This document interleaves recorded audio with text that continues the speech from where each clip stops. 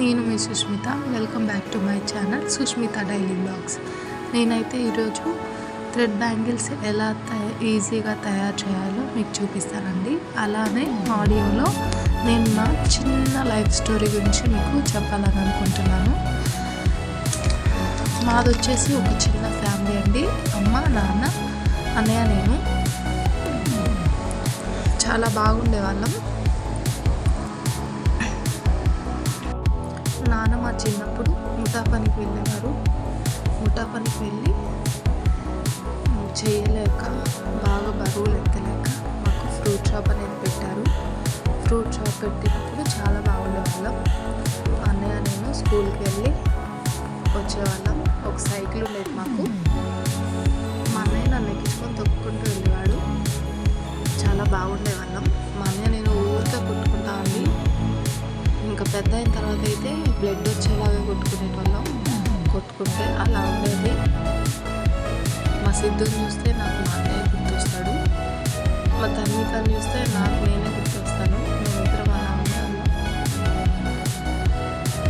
కానీ కొన్ని కారణాల వల్ల మా నాన్న మాకు దూరం అయ్యాడు. హెల్త్ ఇష్యూస్ వల్ల మా నాన్న చనిపోయారు. మాకు దూరంగా వెళ్ళిపోయారు. కానీ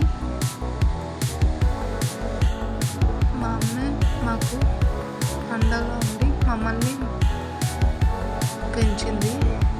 మా అన్నయ్యని నన్ను కూడా మా అమ్మ చాలా ధైర్యం చేసి ఒక్కతే చాలా బాగా పెంచింది.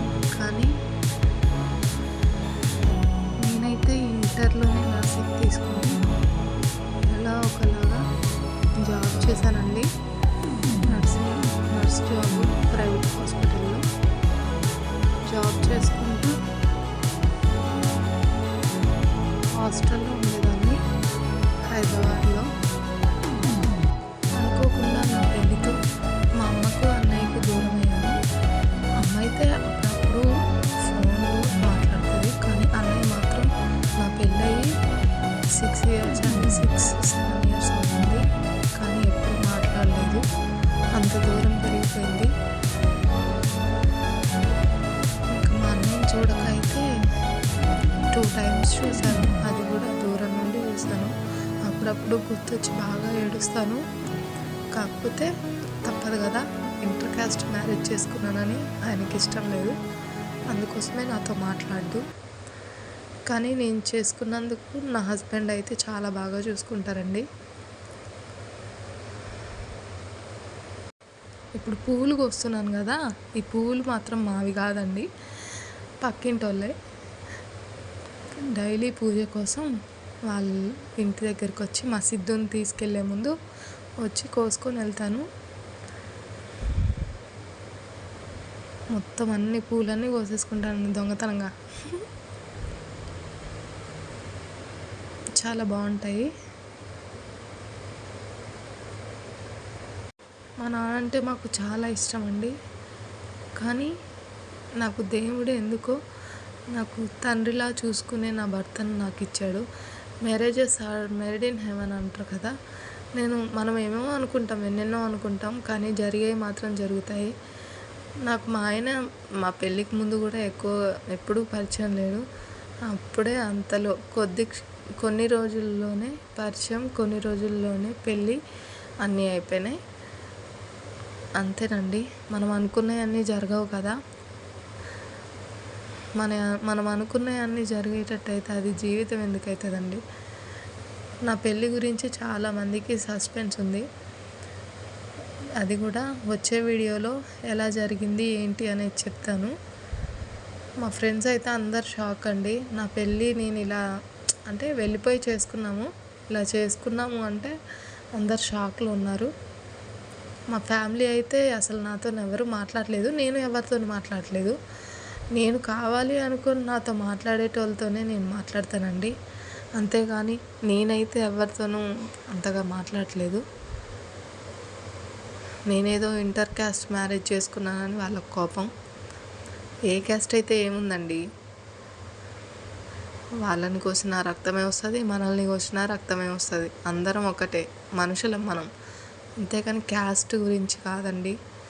నేనైతే అదే అనుకుంటాను. క్యాస్ట్ అనుకున్న వాళ్ళు నాతో మాట్లాడినా ఒకటే, మాట్లాడకపోయినా ఒకటే. నాకు మాత్రం ఇప్పుడు నా జీవితం, నా భర్త, నా పిల్లలు వాళ్ళు మంచిగా ఉంటే చాలు. మనం అందరం మంచిగా ఉండాలి. నేను అదే కోరుకుంటాను.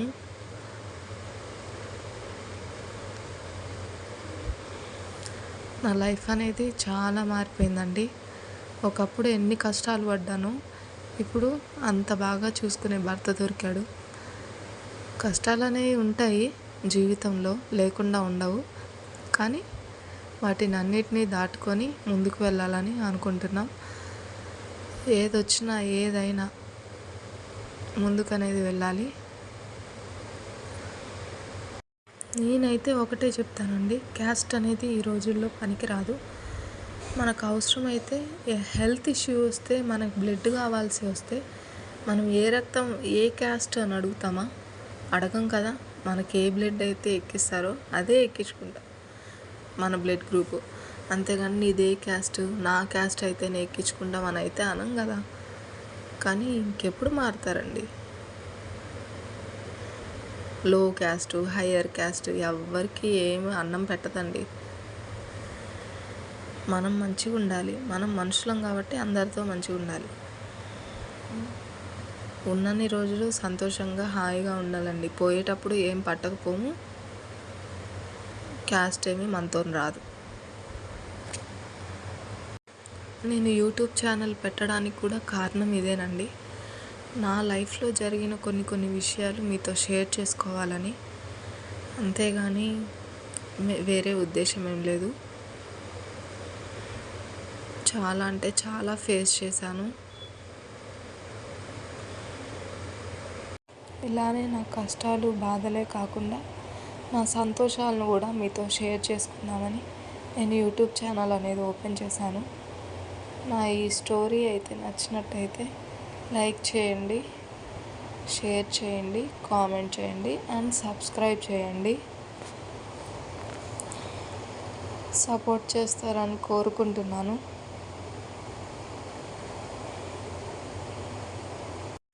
కొంతమంది ఉంటారండి, మన జీవితంలో ఏమవుతుందో మనకు అవసరం లేదు, పక్కనోడి జీవితంలో ఏమవుతుందో మాత్రం కావాలి. అలాంటి వాళ్ళు కొంతమంది ఉంటారు. నేను లవ్ మ్యారేజ్ చేసుకున్నాను. నా ఫ్యామిలీకి నచ్చలేదు. కానీ కొంతమంది ఉంటారండి, కొంతమంది ఉంటారు పుల్లలు పెట్టేటోళ్ళు. ఆ క్యాస్ట్లో వాళ్ళని చేసుకుందంటగా, ఈ క్యాస్ట్లో వాళ్ళని చేసుకుందంటగా. మీకెందుకు ఏ క్యాస్ట్ చేసుకుంటే? మీరు కాదు కదా ఉండేది, నేను కదా. కష్టమైన నష్టమైన నేనే కదా అనుభవించేది. మీకెందుకు? అందరు అంతేనండి, ఎగేసి పుల్లలు పెట్టేస్తారు. వాళ్ళేళ్ళు మనతోనే ఉండి మన వెనక గోతులు తీస్తూ ఉంటారు. అలాంటి వాళ్ళని మాత్రం కనిపెట్టి వాళ్ళని దూరంగా ఉంచండి, లేకపోతే మన జీవితాలను నాశనం చేస్తారు. జాగ్రత్త అండి. ఇట్లాంటి వాళ్ళని మాత్రం అస్సలు దగ్గరికి రానివ్వకండి. నా జీవితంలో కూడా అలాంటి వాళ్ళు ఎదురుపడ్డారు. సో నేను వాళ్ళని దూరం చేసేసుకున్నాను. అందుకోసమే నాకు నా మ్యారేజ్తో నా కొత్త లైఫ్ అనేది వచ్చింది. మ్యారేజ్ చేసుకున్న తర్వాత నేను చాలా అంటే చాలా బాగున్నాను. నా ఫ్యామిలీకి దూరంగా ఉన్నానే కానీ చాలా బాగున్నాను. చాలా బాగా చూసుకుంటారు. అంతేనండి, ఈరోజు ఈ పార్ట్ 1లో నా ఈ లైఫ్ స్టోరీ. నచ్చినట్లయితే లైక్ చేయండి, షేర్ చేయండి, సబ్స్క్రైబ్ చేయండి. మరెన్నో వీడియోస్తో మీ ముందుకు వస్తాను. నేనైతే ఇలాంటి బ్యాంగిల్స్ కూడా మేకింగ్ చేశానండి. సో చూసి నచ్చితే లైక్ చేయండి, సబ్స్క్రైబ్ చేసుకోండి. మరెన్నో వీడియోస్తో మీ ముందుకు వస్తాను. Thank you so much.